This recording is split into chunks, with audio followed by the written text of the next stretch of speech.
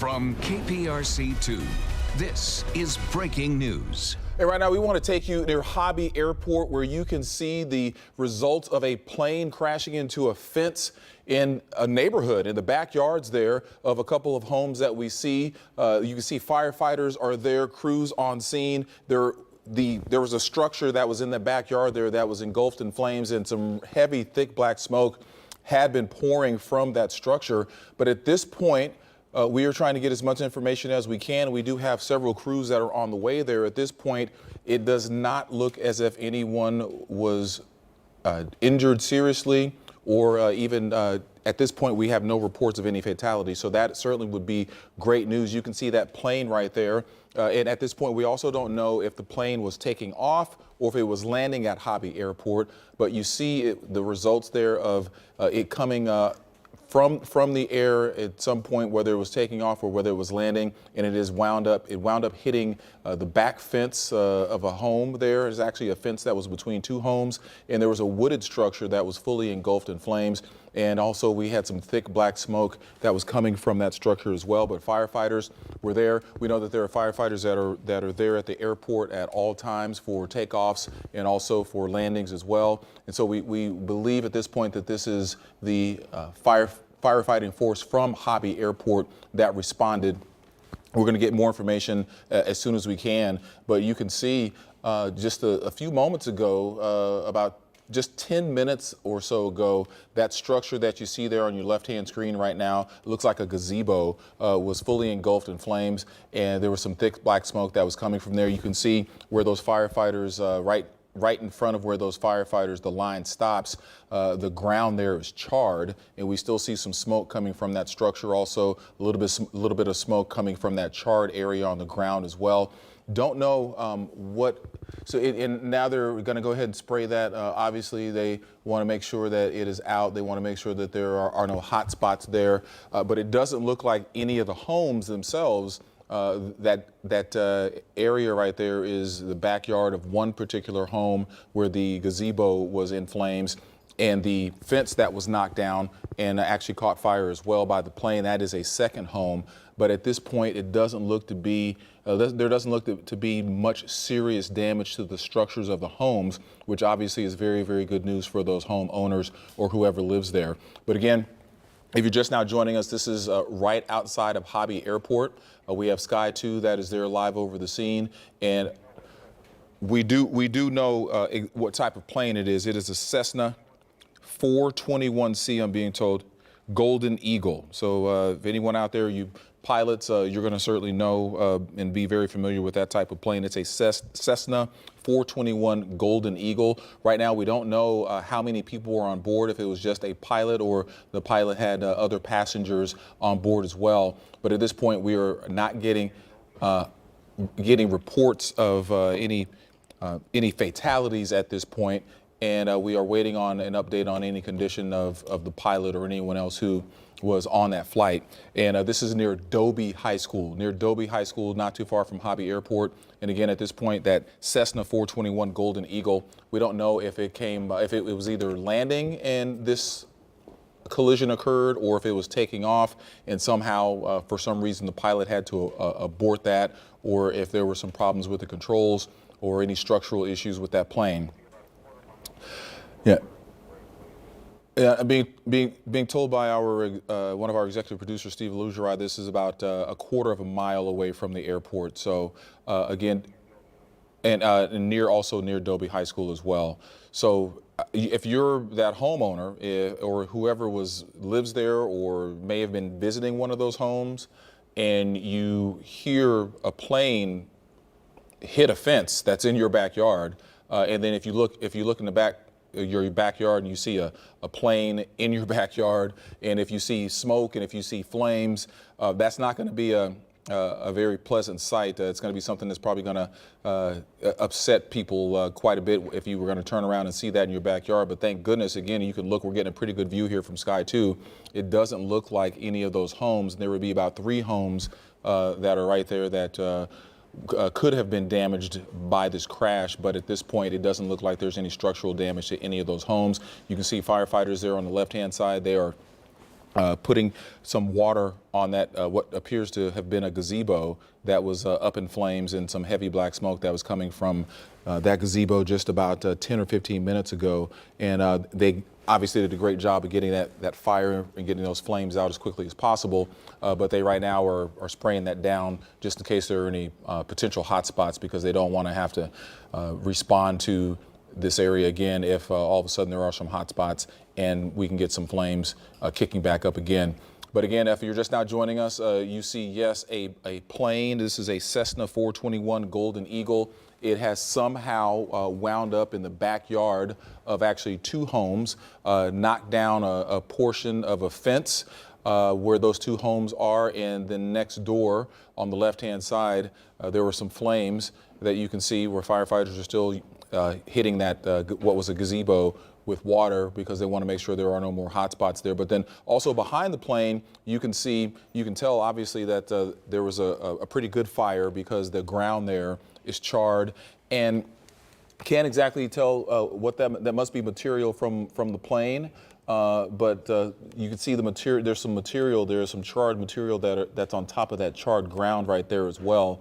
And so, we're of course going to get a crew out there. We have at least one crew that is headed there right now, so we can get the latest information on this and figure out exactly what happened. Again, right now we don't know if this incident occurred as a result of the plane landing or if it was an aborted takeoff. Right now, we're not getting any word of any fatalities or any major injuries. But my goodness, you certainly think about that pilot and anyone else who might have been on board, and you certainly are hoping the best for them. But this obviously could have been much, much worse because you have a whole neighborhood, and then you have those three homes right there that seem to have been in most jeopardy. But at this point, it doesn't look like any of those homes suffered any structural damage. And again, wow, I can only imagine what it would be like to be sitting at home and you hear that crash and you see a plane in your backyard, and then you see flames and smoke. And okay, and again, now hearing from executive producer Steve Lugerai, 8600 Heath Lane is where this is at. Heath Glen Lane. Yeah, we'll try to put up a map for you here so you all get your bearings on exactly where this is. But this is happening at the 8600 block of Heath Glen Lane. And again, this is very near Dobie High School and not too far from Hobby Airport. And again, we have a Cessna. Looks like a twin-engine Cessna. It's a Cessna 421 Golden Eagle, which came down.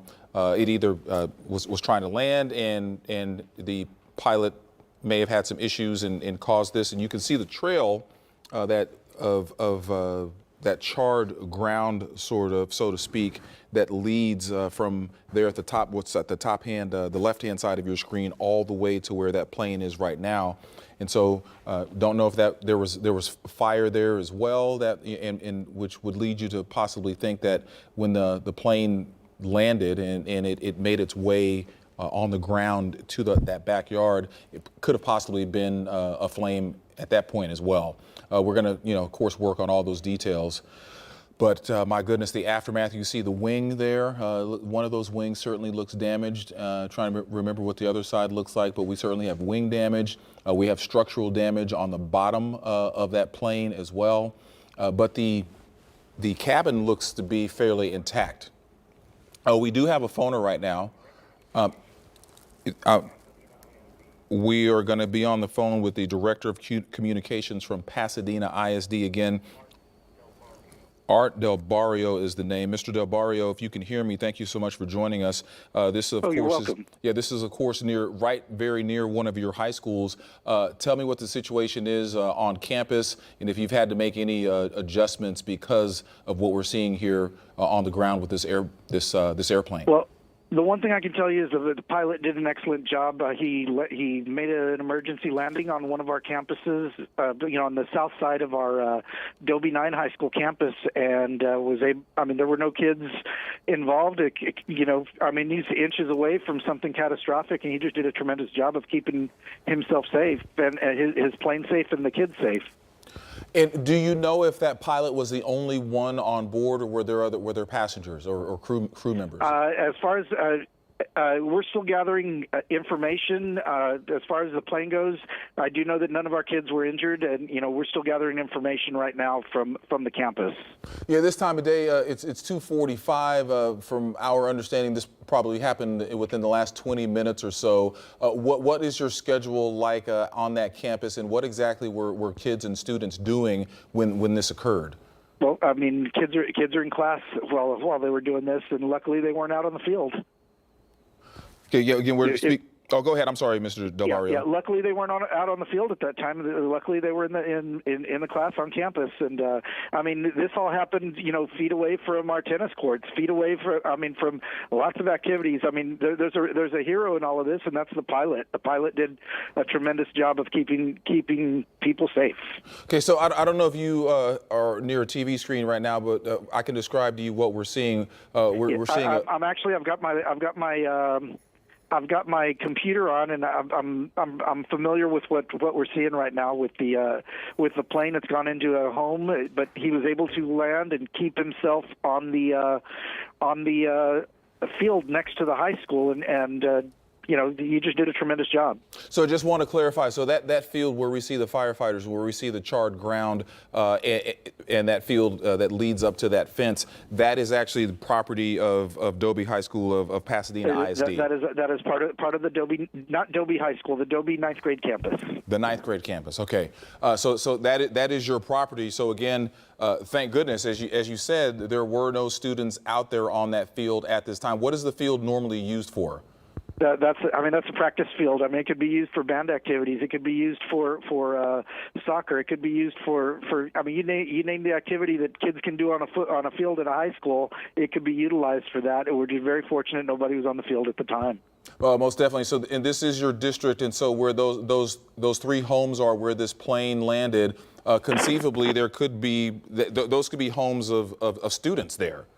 Well, yeah, that is possible. I can't confirm or deny that situation. Yes, it could possibly be a home of a student, but I can't make that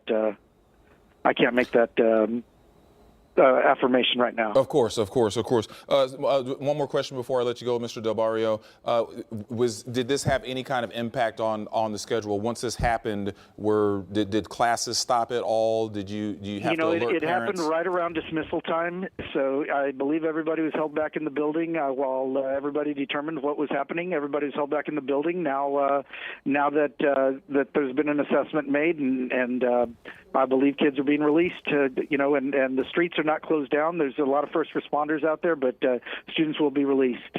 Okay, all right. Art Del Barrio, Director of Communications for Pasadena ISD. Thank you so much for your time. And one of the main reasons we had Mr. Del Barrio on the phone there is because this is very near the Dobie ninth grade campus, not just very near that field right there where you see those firefighters standing. And Scott 2 is going to go ahead and pan out a little bit more. So where you see all those firefighters, that field is actually connected to Dobie High School's ninth grade campus. And we now, if you look on your screen, we now have video there. It's a live picture there on your right-hand side, but on the left-hand side, this is video from earlier, right after it happened. And I can tell you when there were a lot more flames and smoke when it first happened. But thankfully, those firefighters got on scene as quickly as possible. They did a great job. And according to Mr. Del Barrio, from the information that he had, and again, he is the communications director for Pasadena ISD. As he told us, the pilot, we don't know exactly what led to an emergency landing, but he is dubbing this as an emergency landing. And he says the pilot did an absolutely amazing job of avoiding the major part of that field and also being able to avoid crashing into any of those homes that are in that neighborhood. And as you look on the live, the right-hand side of your screen where that neighborhood is, my goodness, look at all those homes. I mean, that's a normal neighborhood there in the Pasadena ISD area. Again, this is not too far from Hobby Airport, right there at the ninth grade campus for Dobie High School. And it may sound cliche, but my goodness, this could have been so much worse if that pilot did not have the ability to steer that plane the way he did. And